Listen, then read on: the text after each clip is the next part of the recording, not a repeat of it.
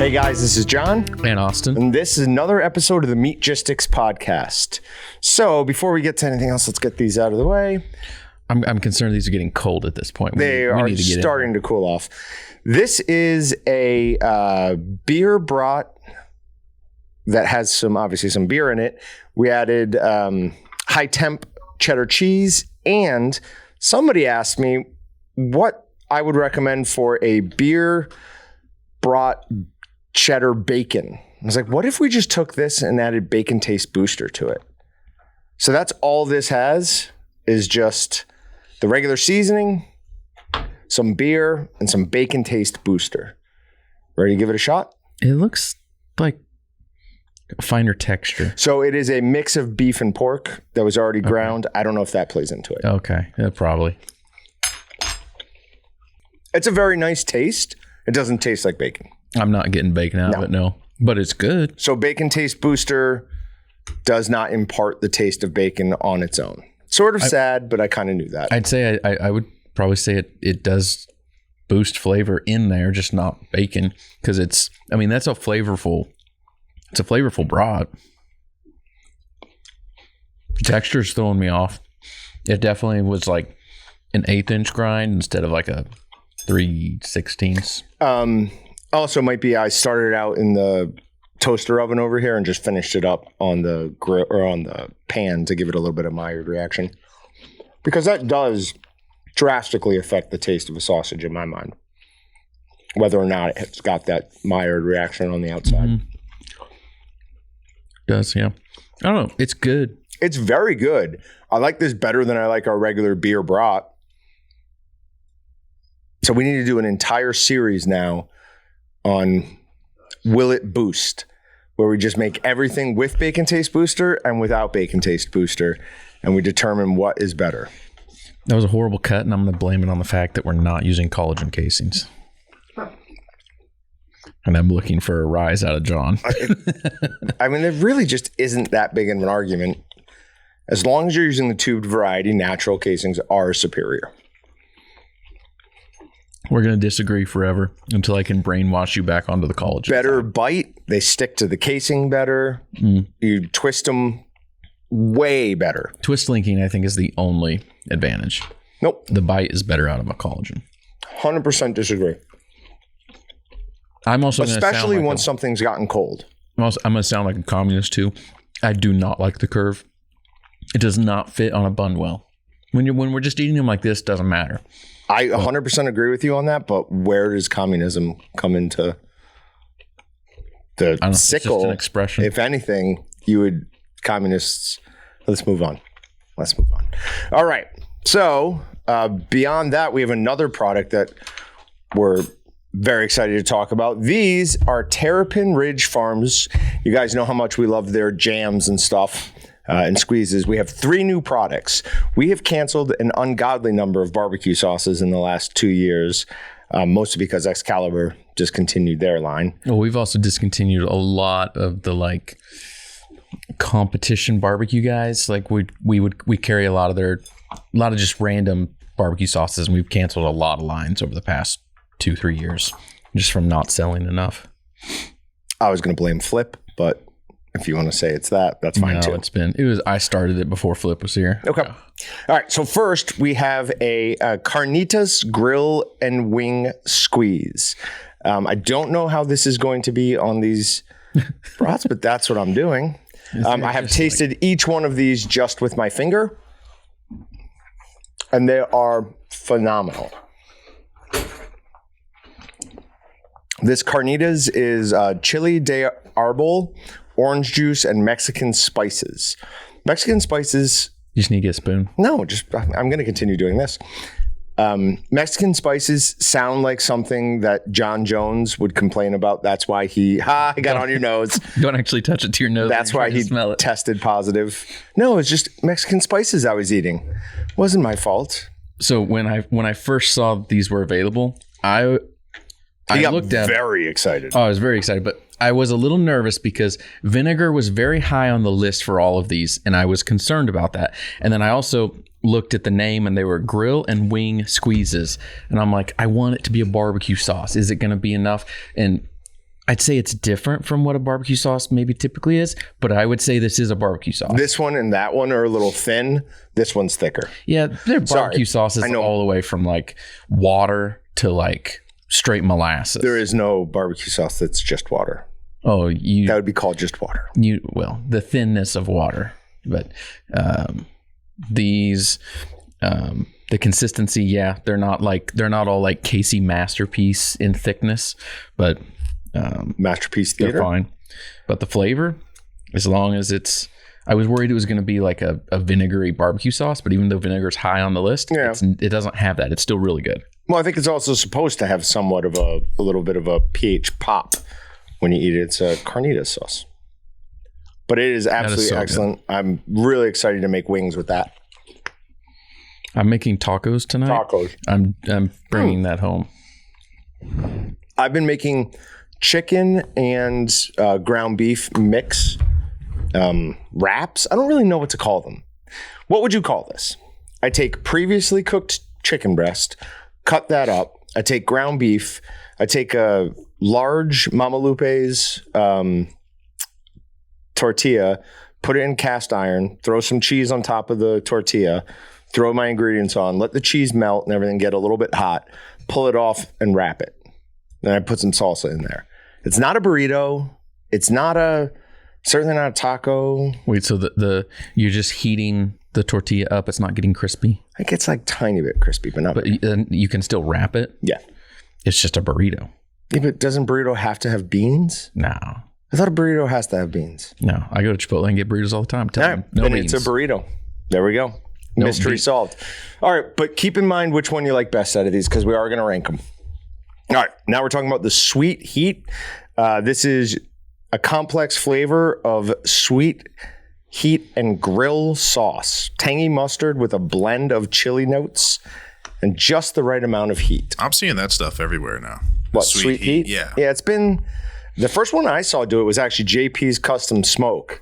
Remember they had their sweet heat, and then everyone else. Popeyes has a sweet heat. So. This is kind of like a honey mustard with some flavor. Mm-hmm. I love it. Yeah, mustard is definitely the thing that sticks out the most in this. Is there mustard in it? Oh, yeah. Yeah, it's tangy mustard. Okay. But very, very good. This would be awesome on pulled pork, I imagine, which I know has Austin very excited. When's the last time you did pulled pork? I don't know. Do you remember that time I did like 3 pulled pork for you and told you they were in the freezer? And then I checked like 2 years later and they were still in there. I'm not bitter about it or anything. Sure. Don't worry about it. I remember that. All right. So that was that. Then we've got the hot pepper bacon. Now, for those of you who are fans of Terrapin Ridge Farm, you know that their hot pepper bacon jam is wildly popular for good reason. It is a super tasty product. We've used it to do everything from ham glazes to chicken wings, and it is always good.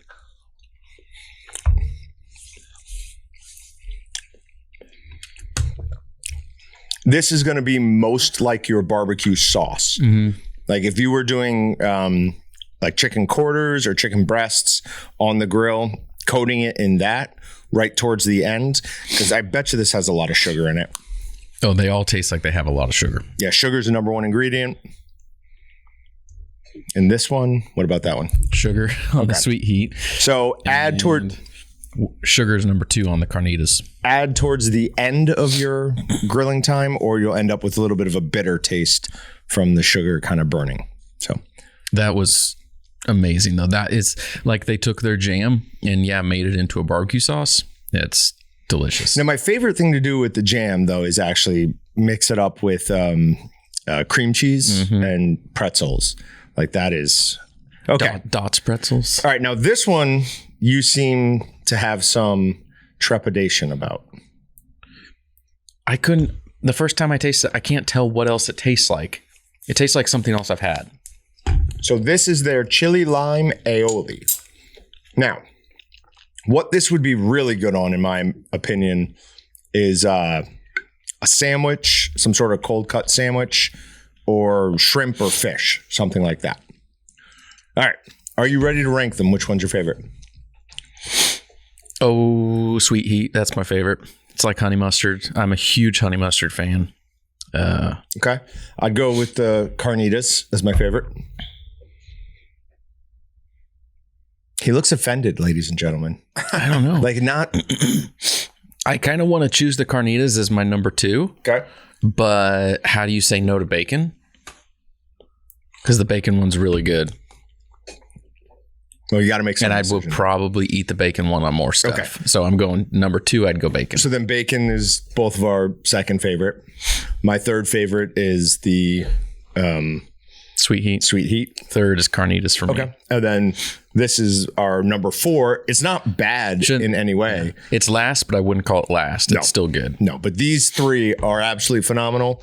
They're online right now. If you go to Walton's sauces, spreads, and jams, and then we put these in the barbecue sauce category. They're right at the top. You can go ahead and get them right now. We have them in stock and ready to ship. They might be ready to ship unless I eat them all by the time the podcast Well, comes you can take, you said you wanted the sweet heat one? Well, I want all of them. I'm just going to go take a whole. Oh, okay. Well, I'm going to take this home tonight and try it on that burrito thing I make, or I guess burrito. We can actually call it a burrito now. Okay. Do you realize that a couple days ago we passed a major milestone? No, what? Did you hurt yourself like multiple times in a day? Nope. Just 3 days ago was 1 full year on Big Commerce. Oh, you're not supposed to tell people what we're running on. Beep that out. No, it's fine. 20 minutes in. It shouldn't matter. Still beep I'm it just out. giving you It'll be crap. funny. Really? Yeah, it was April 2nd of last year. We didn't want to do it on the 1st, even though we were ready to go, because we thought people might think it was a joke. And then, so the worst thing that happened that day was we had never had any email problems with that. As soon as we switched over, it refused to send out confirmation emails. Our email provider went down. They were never down. Yep. Not a single minute of downtime. So totally unrelated, had nothing to do with the fact that we were switching, just they had a problem, and it couldn't have been at any worse time. And we were live streaming for like 5 hours that day. Yep. Trying to figure it out and eventually got it done. But yeah, full year on Big Commerce seems, beep that too. It both seems longer ago and not that long. Yeah. It's hard to put it's hard to think about the whole timeline there because of just the mess from before that and what we went through and the trauma. Yeah. Changing platforms multiple times here, but I think we're settled in. I don't see us replatforming for quite some time. Yeah, I'll walk. If you were to come in tomorrow and say, hey, we're moving platforms, I go, you're moving platforms again. I'll still come and do podcast or something, but it's too bad because we're already past April 1st because I so would have done that. No, I would have known right away that it was a joke. All right. The only other thing I have up there on the main part to talk about is I have been seeing a bunch of articles recently on mushroom jerky. Like just straight up dehydrated mushroom? Yes. You marinate it first, and you have to add some certain things to the marinade. You need some sort of fat, and most people use olive oil, and you need some citrus to do something. I'm sure it's just to lower the pH of it somehow. And then you cook them for about 2 hours at like 200 degrees. I'm interested in it, but from all the instructions I've read, I don't know what seasoning of ours we would use, or of Excalibur's that we would use to actually try it. So I may do a batch first, just following exactly one of the recipes online, seeing what happens, and then trying that. Yeah, it's interesting. I don't know. I feel like the texture is going to be really funky on that. For some reason, my mind like immediately jumps to it would be better as like a freeze dried type of thing. I still have regrets about not having added freeze dryers like 5-6 years ago when I first looked at that, because I think that would be a cool thing to have. Yeah, but didn't we try to get some? It's very difficult to find a supplier of. I had a supplier lined up for freeze dryers. I couldn't get anybody who would sell me bags for what I wanted them for, basically. Gotcha. And what's the difference? We weren't going to make jack on the freeze dryers. The whole game there is to make something on bags. Sure. We're literally not going to make money on freeze dryers. And I'm like, well, that's fine as long as I can make money on bags. And I wasn't going to make money on bags either. And I'm like, if I'm not making money on either side, then I'm not doing it. No, thank you. So, we'll be doing that at some point in the next couple of weeks. Instead of cooking them first, I'll throw another curveball at you. I started playing with and using the old, what do you call it? R&D unit, demo unit, dehydrator that we have from a potential vendor. And that thing gets hot. I'm pretty dang sure that thing gets up to 200 degrees. Like, is very, very hot. I think it does too. And it's... You have the one with the glass. Yeah, I know what you're It's not normal for a dehydrator. Okay. Dehydrators normally don't get that high. If they do, they get there for like 2 seconds and then they fall 40 degrees. Like we've, for the longest time, carried like Weston dehydrators. And one time we mapped out the temperature changes on those. And when you set it to like 160, it would get up to 160 for like 10 seconds. And then it immediately starts dropping and it goes all the way down to like 135. And it's just this huge sine wave. And the top of it is the temperature you set it at. It's never there long enough for it to actually get that. Yeah, get that on any type of product. But that demo unit we may have to talk with Andrew a bit more. We may have to try bringing that in because I think it could be a game changer on jerky because you could cook in it. I think you could actually cook jerky and dehydrate in it because normally we tell people if they're going to dehydrate, cook first, then dehydrate because meat safety, you have the potential to create some very bad bacteria by cooking or just dehydrating jerky and doing it wrong. You may not actually kill things, and then you're going to put them into a product that you think is shelf stable that is not, and now you're harboring some really nasty bacteria. Yeah, and you're actually so you need the moisture and the temperature to kill this bacteria. You can't just have the heat. So if you cooked it above 106 or to 160 degrees, but it had no moisture in it, you're not killing it. It can then actually form toxins, which are way more dangerous than just the bacteria itself. So it's a good thing to remember there. Also, one thing, we have a couple of products in clearance on waltons.com right now. So if anyone's looking for a good deal on a slicer or a fancy dehydrator, I guess. So go on over to waltons.com and then click on the sales category and then clearance. So, okay. On to Meat Matters. Cool. Yep. All right. Number 1, mountain lion sightings in Kansas up significantly. It's like so exciting to me and at the same time like kind of scary. Do you remember me talking about the fact that I thought I saw a mountain lion disappear into the woods that one day? Mm-hmm. The more and more that I see these stories, I'm fairly sure I was right, and that's what I saw. Because what else could have... I mean, their tails are incredibly identifiable. They're very long. They almost always have that loop up at the end, and that's what I saw going into the woods. Yeah. To be honest, it probably was.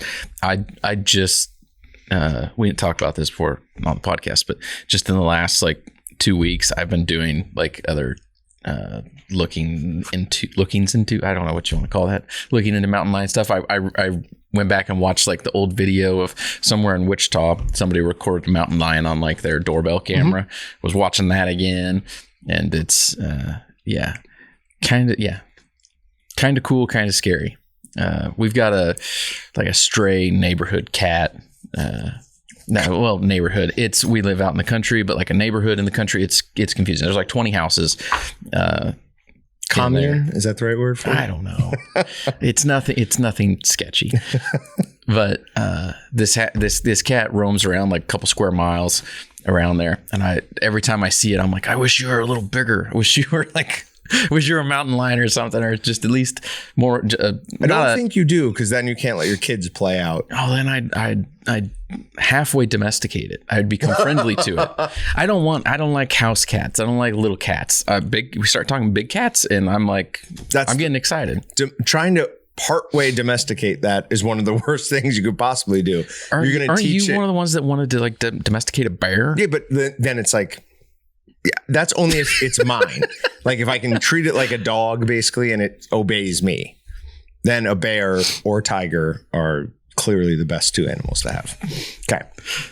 But here's the question. I don't even know, with your brother-in-law's mountain lion problem, I don't even know if we're allowed to kill it. Oh, if you just went out and you were on public land, you'd get in trouble for that. But if it's something on your land, like I feel bad. I forgot. I didn't follow up with him and see what happened, if he found anything. But yeah, my understanding of the law, he would be okay to kill it because it's a nuisance. It's a pest on his property, killing his cows. So you can take it out now. You and I couldn't just go out and go mountain lion hunting. But if it was a nuisance on your property, you could. So I told everyone about the coyotes that got my neighbor's dog, went through all the nuisance trapping permit nonsense. Did not go through it, like found out about it. So is that just in the city that you would need a special permit to get rid of a nuisance animal? Yeah, I think so. Okay. I hope so. I'm still down to spend a night out there trying to kill a mountain lion, but we are 100% eating it no matter what. Okay. Well, that'd be the whole point. Well, you said during either the podcast or the live stream, you're like, well, I don't know if you'd be able to eat it. So unless it's like super old and sick and like bug infested. Yeah. I'd still probably try and take the back straps at least. Mm-hmm. Okay. Are programs like 4-H and FFA ethical? Article from Vox. So again, we can pretty much throw away their opinion on this because they're a nonsense organization. But this is a story about a little girl who entered the 4-H program, took a goat in, raised it with the understanding that she was going to sell it for slaughter, and then decided that she didn't actually want to do that after it had already gone up for auction.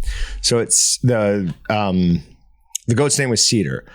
But raising Cedar led Long's daughter to care deeply for him. And on the eve of the auction last June, she pleaded for the goat to be spared.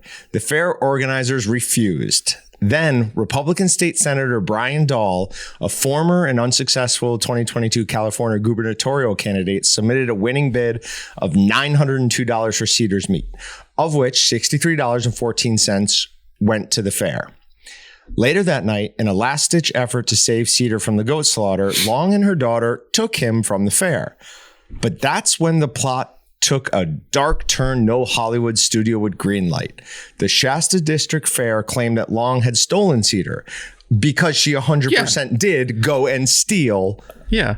I'm in favor of the small child going to jail for this as well, too. Just FYI. They demanded she surrender the goat for butchering and threatened to involve the police if she did not. Long refused. That's when Shasta County Sheriff's Office got involved. Armed with a search warrant, officers drove more than 500 miles across Northern California, seized Cedar from Sonoma County property where he had been taken, and returned him to Shasta County where he was slaughtered.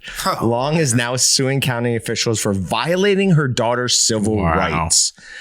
This mother is a monster. The silence of the goats. I mean, you agreed to this. I'm sure part of it was, hey, we're going to teach our daughter about the natural world, about how our food is made, where it comes from, what goes into raising it. And then you tell her it's okay to change your mind when you've already made this agreement and steal somebody else's property. I mean, absolutely terrible. I mean, she could have just told the girl, hey, this is life. This is what it's like. Like when I was a kid, my dog died. My dad didn't tell, or we had put her down, but my dad was dead by then. My mom didn't tell me like, oh, it's going to a farm. It's like, no, she's dying. That's it. I had an argument here with somebody on whether or not dogs have souls. It upsets me how many people are on the dogs have souls train. I don't know where they'd get that from. It's ridiculous. But yeah, no, I don't blame the kid. Obviously, I was joking about her being in prison. The mom, I don't know. I mean, you stole something worth 900 and something bucks, fled 500 miles away, made not hero cops. Good on the cops for driving the whole 500 miles. Because they tried to probably make some calls to local offices and they're like, we're not getting involved. In California, what amount crosses from just like a petty theft into like grand larceny? Yeah, it's anything over $1,000 because that's what was going on in San Francisco. They were stealing up to like $990. They wouldn't steal anything over that. So, what about sales tax? Technically, you're stealing that too, so now it's over $1,000. That 902 for the goat is 902 sales tax. I'm sure these criminals are able to do the sales tax in their head too, so they were probably just. Oh yeah, that's why their criminals are so smart. Yes, they can do intense math on the fly. Yeah, I mean that's figuring out sales tax isn't intense math. Well, it's gonna to know what the exact amount is for most people. That's intense math. What do you think? It's not just like 10%. If it was 10%, yeah, most people would be able to figure it out. But it's going to be like in California. I mean, it's probably high. I'm going to bet that it's probably like 9.83. It's going to be some weird number. I'm going to bet it's in the 11s for just general sales tax. I'm looking it up. General sales tax, California. It is. Oh no, it's only 7.25. That's the statewide. You got to add in county, city, township, your other localities. Like for Kansas, right, let's look up San Fran.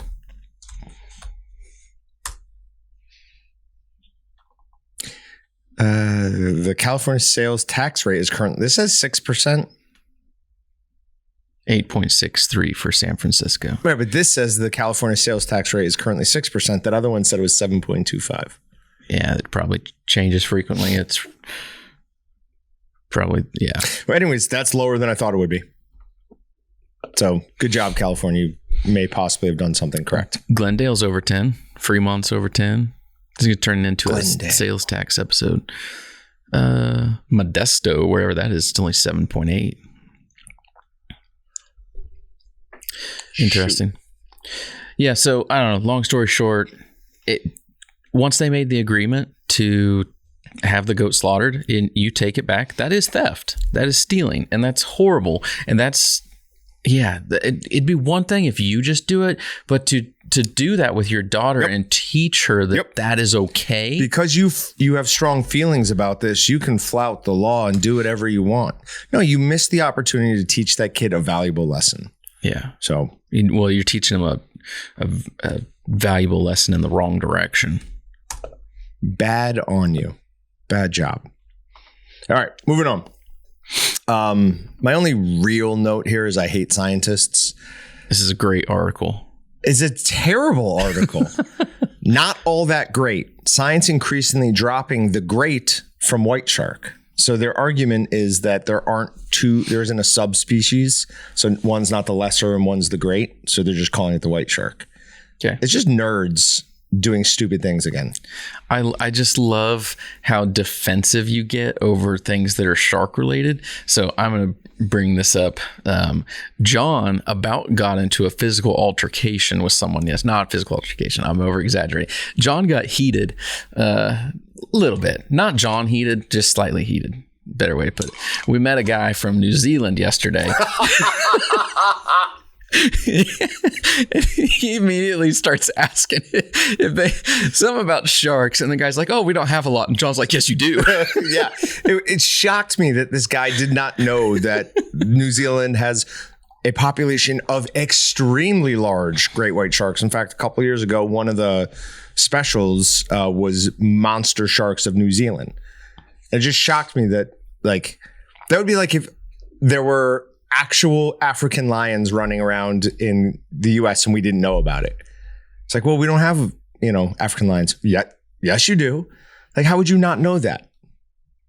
And then I asked him, do you not go in the water much? He's like, he's like, I like to pull my kids around on, from the boat on the rafts and try and dump them. I'm like, it's like hors d'oeuvres. It's like top water lure fishing for a shark. What are you doing? I didn't say that though. He was a very nice guy. Oh yeah, he was great. A very nice guy. But that was probably like the funniest thing that happened yesterday. And there was a little bit of comedy here and there. That was like the funniest thing that happened yesterday while we were at that deal. Yeah, I'm full go on sharks. I'm never halfway. All right. So I don't know if you've seen this video yet. Have you seen this? No. Okay. Scroll down. Nope, that's the wrong one. Go back one. Yes, that's it. Scroll down. Okay, click that. Sound or no sound? It doesn't matter. They might swear in it, actually. So they are fishing, pulling a tuna up, and they don't know that that's there. They're pulling a tuna up, and from underneath the boat comes this, what looks like about 15-foot long great white shark, and just snags the tuna from them. Like that bit guy, it in half. I mean, there was blood. You saw the blood. That guy on the edge there, the guy in the green shirt, if that was me, I would have locked up and passed out. And then hopefully someone would have caught me before I fell in the water. His back is to the boat, and that's probably good because he just increased his weight on his backside as he crapped his pants when that shark came up there. Oh. That's nuts. Yeah. See, they're always around. Absolutely always around. All right, next article. Again, this isn't ocean themed one, but there were a couple cool articles about the ocean. Uh-oh. My computer's giving me the business. All right. This is redfish and bonefish. They have found a disturbing level of fish that have pharmaceuticals in them. So this is from Field and Stream. It says, during a year-long study, Florida International University and the Bonefish and Terrapin Trust found high levels of pharmaceuticals in Florida redfish blood and tissue. Over 50% of fish tested had the opioid tramadol and the antiarrhythmic medication flecainide, however you say that, in their systems. 1 in 5 was contaminated with antipsychotic drugs, and the other fish were found with cardiovascular medications, pain relievers, and psychoactive medications. How does that happen? There's people take in the drugs, they excrete waste. That waste gets its way into the ocean. But in high enough levels that it can be detected? It just seems nuts. Sure, it's not something that could just be commonly reproduced. I wouldn't think so. I don't understand what you're... I don't know. You get drugs, do you get drugs and medicines from nature as somehow those type of things can produce like a precursor that occurs in nature. I think more likely is that there is an entire vast underwater economy based on drug dealing, and bonefish are just like the thugs of the ocean. They do a lot of drugs. Atlantis is real, and they're starting to have a drug problem. There you go. They were clean for the longest time. We read something a couple years ago about crabs suffering depression because they get so much of Patrick, what's the anti-anxiety drug that everyone takes? All the kids take? I have no idea. There's a handful. Is Xanax one of them? Xanax. Like it's a Xanax. That's like the one people get way too benzo. into, I think, and they can't leave the house without having one. Yeah, there was you get hardcore addicted to that. Is it a benzo? Benzos. Okay. Yeah. Benzodiazepine. So then there was a problem with crabs getting too much of some benzodiazepine just through waste that makes its way into the ocean. I mean, we are so overly medicated. I bet you this is way more of a problem off our coasts than other countries. That would be an interesting thing to find out. Yeah. That would be an interesting thing to find out. I'm going to look that up. All right. Next one. Japan's bear meat vending machine proves a surprising success. I will do well in Japan. I want to know why we don't have just meat vending machines in general, but we do around here. We have customers who have them. I mean, here and there, but it's not like... It's not common. It's not a common thing. Right. That would be... We should... Goodness gracious. We should have a meat vending machine. We should try to start up some sort of operation there, and we put in the vending machine. We get the meat from our customers. We put them in like Quick Trips. Give Quick Trip a cut of everything. We could start up a nice little side business. Let's talk. I like that idea a lot. Okay. All right. Well, let's end this podcast. I want to go start working on that. Okay. I'm actually game to probably do that. All right. The meat, which sells for $16.50 per 250 grams, which is what, just under 10 ounces, is proving popular with passengers alighting at nearby railway stations in the town of Senboku. I got that, no problem. But the operator has also received requests for mail order deliveries from Tokyo, about 400 kilometers away. The machine, which touts its contents as regional specialty, was stocked with locally killed wild bear and sold a mixture of lean and fatty meat, the Mainichi Shimbun newspaper said. So not only is it bear, but it's also just wild bear. Wild local bear. What kind of bear? What kind of bears do they have there? Sun bears? It's probably black bears. I have no idea. What bears are in Japan? But you have to have had some sort of bear there, because an Akita is a Japanese dog, and they are bear hunting dogs. Japanese black bear. The picture is black bear. But that is a sun bear. Sun bears are the ones with the... I guess sun bears are in South America. They've got to be related somehow. It's an ugly bear. It's not a good looking, like, I'll take an American black bear or grizzly bear over that any day. America. Yes. Okay. Moving on. Strange piles of meat found around Mississauga causing fear about wildlife impact. So this goes back to what you were talking about earlier about wanting to semi-domesticate a mountain lion.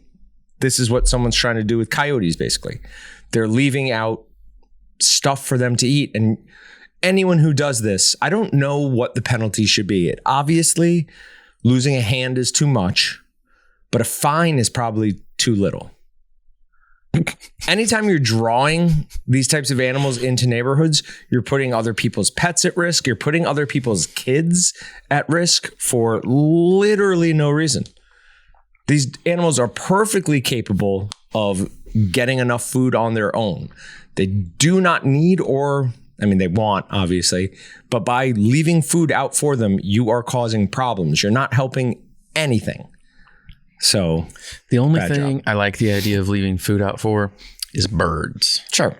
I wouldn't do it because I don't like bird poop everywhere, but I have a big enough yard. We put a bird feeder up last year and it didn't work out very well. We was talking the last couple of weeks about putting up another one, a different one, but we put it in the back. It's nowhere near where we actually are. It's probably not the right way to say we have a field in our backyard, because it's not it's that big. We have a 3-acre lot. So we have some room, but it's not a massive field. But it's not enough to set up a shooting range on. No. But there's enough room back there that if there's a bunch of birds and they're pooping wherever, it's whatever. I don't care. Now, we do try. It reminds me, I need to go to Menards on the way home and get bird spikes, because they like to build nests up in our front. Yeah. And that we do not like. They poop everywhere, and I've killed many babies on accident. That's what happens. But yeah, I had to pull a bird's nest out of the side drain here from the roof. The other day I was looking for something and saw it, and Johnny was out there. It's I got to pull it out. Whether there are babies in there or not, it's blocking an entire thing. There was nothing in there, but that's good. Ready to murder bird babies. Red meat allergy caused by ticks may cause digestive symptoms only. Just a reminder, we've been talking about this for years. Alpha-gal syndrome is not going anywhere, and ticks are out bad this year. I was telling Austin the other day, I pulled 2 ticks off me one day, and then 2 ticks the next day. The second day was just while I was on my walk. I looked down and saw them on my legs. But just the rest of the day, any hair that was blowing over me or anything like that, was like, nope, that's a tick. That's a tick. So I hate ticks. Darn it, it fell off. This was my new religious symbol. I've just been waiting. Good on you on not commenting on it. That's very tolerant of you. I was gonna ask you after the podcast. I just wanted to make sure it was up there the whole time people could potentially see it. But I don't know why I decided to stick it to my head, and then I was hoping you would say something so I could get on you about not being tolerant of my new religion. No, huh? Look how tolerant you are. The most tolerant person you'll ever meet. That's definitely not true. I can't. Okay. Anyways, I did find a doctor associated with this article. I sent him an email asking him to be on the podcast, saying, I understand that you probably don't have time for this. So I sent him along a list of questions as well. We've tried so many different ways to get a specialist in alpha-gal on. I mean, I've contacted multiple universities, doctors' offices, and just nobody wants to talk about it. I think they're afraid that I know that this was a government program that got leaked and they don't want to talk about it. Well, if that's awesome. I didn't think about that, but I'm glad you reached out because, if we can get somebody, that'd be amazing. Yeah. Even if we can't get him on, if he would just answer some of those questions from an authoritative source, because one of the things it says in here is one of these guys has been dealing with this for 10 years. Really? A year ago, I was reading that some people were recovering from symptoms in as short as 8 months. Yeah. So which is it? Well, yeah.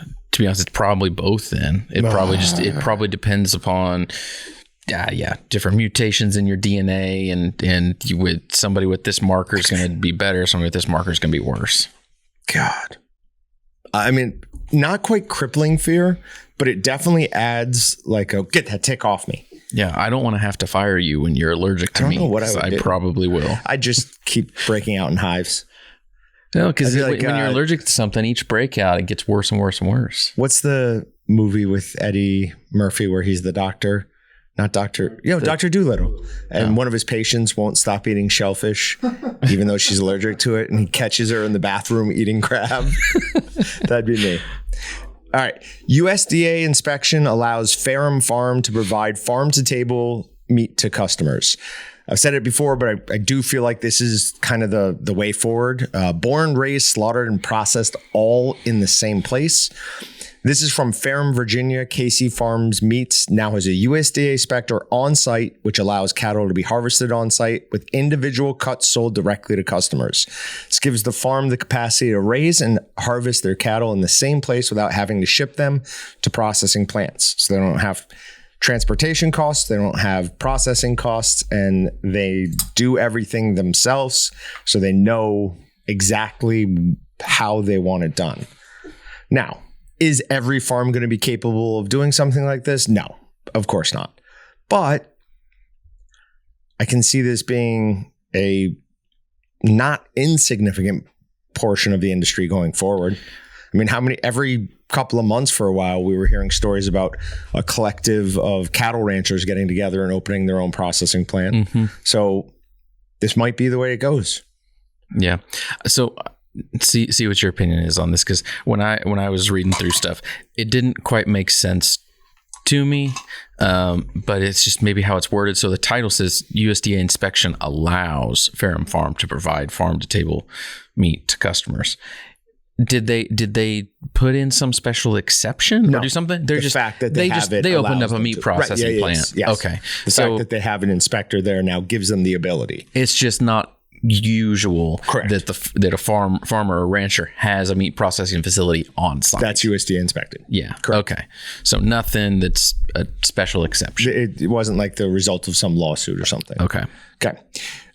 Meat food fraud risk in Chinese markets from 2012 to 2021. This is from nature.com. It says food fraud is a major concern worldwide, and the majority of cases include meat adulteration or fraud. Many instances of food fraud have been identified for meat products both in China and abroad over the last decade. We created a meat food fraud risk database compiled from 1,987 pieces of information recorded by official circular information and the media reports in China from 2012, 2020, 21.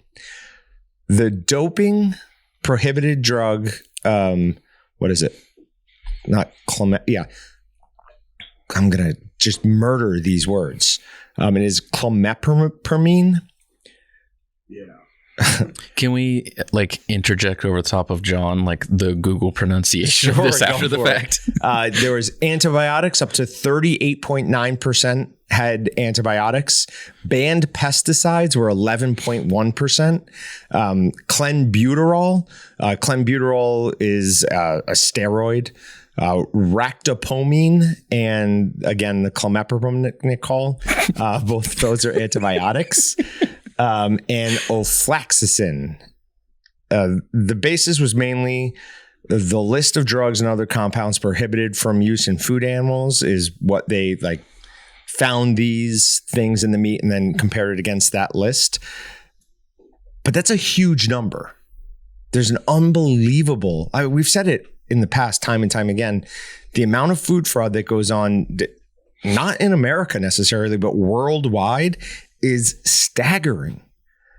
So I think we've seen a lot more push recently for something to be labeled as an American meat product, for it having to have been born here, raised here, slaughtered here.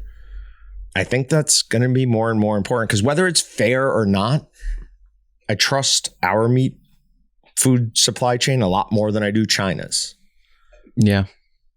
Did you agree. Did you see the it's coming up next.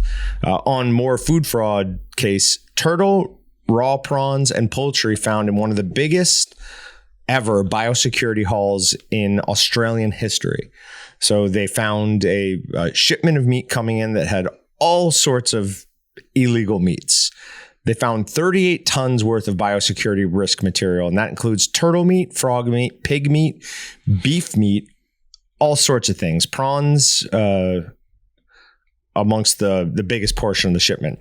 Now, white spot disease is the concern with the prawns, but foot and mouth disease and African swine fever, these are not things you want to mess around with. So it didn't say, or at least I didn't see where this shipment originated from.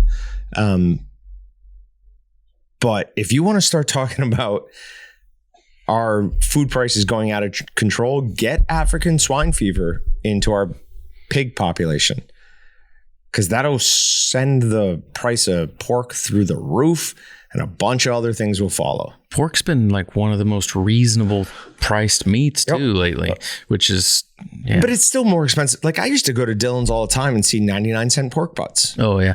Tex sent us a picture of 80-cent pork butts from the grocery store. This was 6 months ago, 3 to 6 months ago. I don't know. It's been a bit, but that was the lowest I've seen pork in a long time. Gotcha. I thought you were saying he just sent it to us. No. Why would he do that? That's useless. No. Yeah. I remember seeing that. Yeah. But yeah, it's at least not $5 a pound. No, but it's some chicken. So I don't have any paid attention to chicken. I have not. Honestly, I haven't bought chicken in forever. I assume you still have and are. What is chicken going for right now? No idea. I was still eating off that 80 pounds. Nice. Okay. I would like to buy 80 more pounds because we're almost done with it. But I tried to place an order with Cisco the other day.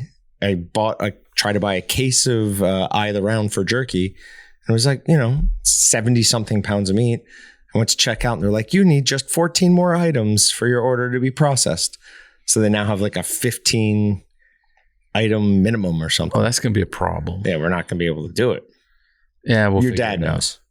He and I were talking about, if you're thinking about for the sausage we're making for the ministries later. Well, that, and I got to start making brats for Bratfest. We're going to try to make 100 pounds at a time, right? Instead of doing 1,000 pounds all at once. Josh isn't going to be involved in the making of those, is he? Yeah, he will be. Huh? Why? Huh? I just don't like the sausage he makes. Oh, well, you can, to be honest, Josh knows this too. He needs more training. He needs more hands-on experience there. That's so fair. I was totally joking. I don't think I've ever had a sausage he made. I don't know exactly how I'm going to do it. I actually need to talk to you about that, because I might try to I don't know. I'm going to draft help from hopefully different departments, because I'd also like to get Caleb involved as well, because Caleb doesn't have enough hands-on training. Fair enough. I do that, and I have an empty store, so probably see if I can have a volunteer from a few different departments to volunteer one day a month for a bit. But what's cover out there? Yeah. But I don't know. Unless we could, I don't know. We'll figure that out. We could probably help you out more just by doing, well, that wouldn't give them the experience. Okay. We can talk more about it outside. But don't eat turtle meat, I guess. I mean, I feel like that's why would you want to eat turtle? Why are you smuggling some of these things in anyways? Unless your name is is like it's that good. Dwight Schrute, there's no turtle meat needed. CDC says outbreak of listeria infections traced to deli meat and cheese is over. A deadly listeria outbreak from deli meat and cheese has ended. The notice this week from the Center of Disease Control and Prevention was the first update from the agency in more than 4 months. A total of 16 people in 6 states were confirmed as outbreak patients. Sick people samples were collected from April 2021 to September of 2022. Of 14 people who gave information about their illness to officials, 13 were hospitalized. 1 death was reported from Maryland, and there was 1 pregnancy loss. 13 people were hospitalized because they were so ill. 14 people out of 52.3 million people who live in the Northeast corridor, which is like Boston to DC. So we're looking at a number so small that when I tried to use a calculator to factor it, it made no sense to me. It threw a letter in there at the end. And I was just like, scientific notation. Whatever. Yeah. Like that's so small that this number makes no sense. What are we doing? Why? Like, I'm sorry 13 people got ill. I'm very sorry 1 person died. But more people died during that time from vending machines. A whole heck of a lot more people died from diabetes during that time. From shark attacks. There absolutely more people died in that time from shark attacks. There was the guy who got his head bitten off down in Mexico. And a couple of people died in Australia. I mean, people write in the news, they just have to pick and choose what they're going to write stories about, because there's so much that goes on in the world that people are going to get hurt from this or die from that, and you can't cover it all. So they pick and choose. But why choose this one? People have agendas. Anti-meat. From meetingplace.com, this is just, don't even bother pulling it up, but Purdue Farms is listed as one of the most trustworthy companies in the U.S. I was trying to think. I've never heard a negative story about Purdue. As far as I know, it's not like Tyson, JBS, or one of those that, somebody's always writing something about. And they are one of the big, they're not one of the big 4, but they are a very big producer. So either they have a wonderful marketing and relations team, or they run a pretty good ship up there. A little bit of both, maybe. The world's 50 best meat products includes 6 from Croatia, none from the U.S. That's so messed up. Also, what this should be called, I think, is our favorite dry cured, because there's no ribeye on there. There's no backstrap. There's no filet. So obviously it's favorite cured sausage, which if you're doing, or cured meat. And then if you're doing that, I kind of get it. The first 3 are all some sort of Iberico, which is that Spanish pig that only eats acorn. The next 3 are all prosciuttos, different versions of prosciuttos from Italy. I get that part. The Iberico, I've had multiple, a couple different Ibericos, and none of them that are just like that good that I'm just like, wow. Where did you have Iberico other than that one we had in here? Do you know? Do you remember? Okay, I was just wondering if it was undersalted. Like, was that a feature of what we ate and we just didn't, our palates are not refined enough? I don't know. Yeah, but prosciutto is better than Iberico. I don't care. We maybe need to buy some more Iberico and just expand our palates. There you go. Yeah. We can try it. But yeah, no U.S. products on there. Very sad. All right. Last thing. It's not meat related. Can we talk about that? Bard? No. Okay. All right. We've got nothing else to talk about. Nope. We're all good. All right. If you made it this far, thanks for listening, guys. I apologize for punching the table and making an uncouth sound back there. Patrick is imitating that right now, so I feel bad. We'll see you next time, guys. Thanks for checking out the Meatgistics podcast. To shop everything but the meat, head on over to waltons.com. To get your meat processing questions answered by experts and enthusiasts alike, head on over to our online community at meatgistics.com. Waltons, everything but the meat.